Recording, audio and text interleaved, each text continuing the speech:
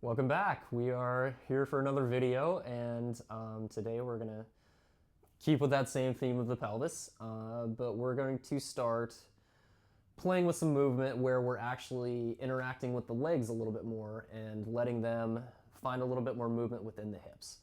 So the first thing that we're going to do is we're going to roll our pelvis into this imprinted position. We're going to keep this here the whole time today. The reason is because this is a lot more safe for our spine, especially when we start bringing the legs and moving them off of the ground. So we're keeping this deep, deep abdominal connection. So we really want to feel that exhale of connecting those rib cages down and in, and then also that pull of rolling those hip pointers up towards those rib cages as well. So we want to be in that imprinted position. We want that lower curve taken out of our spine. And so from here, we're just going to ask our legs to do a little bit of movement. A lot of times what we find is that we don't quite have the movement of the femur bone, or the leg bone, I guess I should say, in that socket moving freely. A lot of times when we go for our leg motions, we feel that our pelvis is actually coming along for that ride. We don't want that to be the case. We want free, independent movement from that femur, from that leg bone, to move individually of that hip socket. So this is a really good starting point for finding this motion and finding this action. So as I mentioned before, we've got the pelvis rolled into this imprinted position. From here, we're going to take an inhale, just a little inhale to prepare. Still got those abdominals connected, still got that pelvis rolled into our imprint.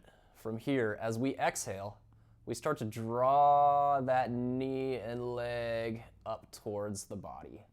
And then we inhale, release this guy back down.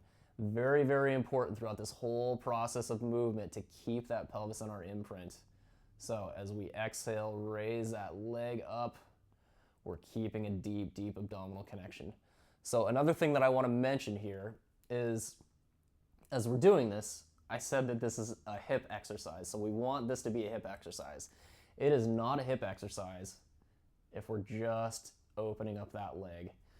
Notice that my femur did not move at all within my hip. The only thing that was happening is I'm creating this action from my knee.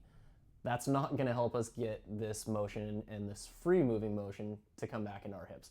So it's very important as we do this, we're drawing that whole leg up towards the body, not just extending the leg out. So that said, we're going to go through a couple of these exercises. So very first thing, big inhale. Spread those ribs nice and wide. We're preparing ourselves for our motion. We're preparing ourselves for our action. Exhale. Collapse those ribs down and in. Don't need that tight of a connection through that. We just want to feel stable through that rib cage. We're also rolling that pelvis into our imprint.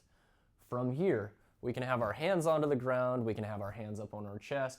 We can actually even sort of take our hands onto our legs and allow them to sort of guide our leg into this motion as well. If we feel that we're getting popping or clicking or anything like that, feel free to just grab onto that leg and take it through motion, as long as we're keeping that pelvis in that imprinted position.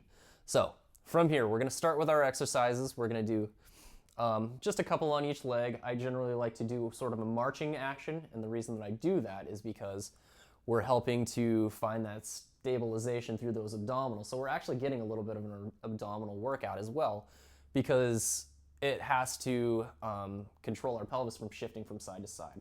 So as we're raising our leg, we're not wanting our pelvis to lift or shift or do anything like that. We want this guy to be as stable as possible. We want it to be glued to the floor. So here we go. Connected rib cages, pelvis rolled into that imprinted position. From here, we take our inhale, just a small inhale to prepare. Exhale, we're raising our right leg up, and inhale, releasing it back down. Looking for smooth motion. Exhale, raising that opposite leg. Inhale, releasing it back down to the ground. Pelvis is staying in imprint the whole time. Exhale up. Inhale down. Exhale up. Inhale down. Just really, really feeling a good connection and feeling those abdominals holding on nice and tight. Keeping that pelvis stable, keeping that rib cage stable, not allowing the body to shift from side to side. Let's go ahead and do one more of these on each side. So last time here on the right, exhale up, inhale down.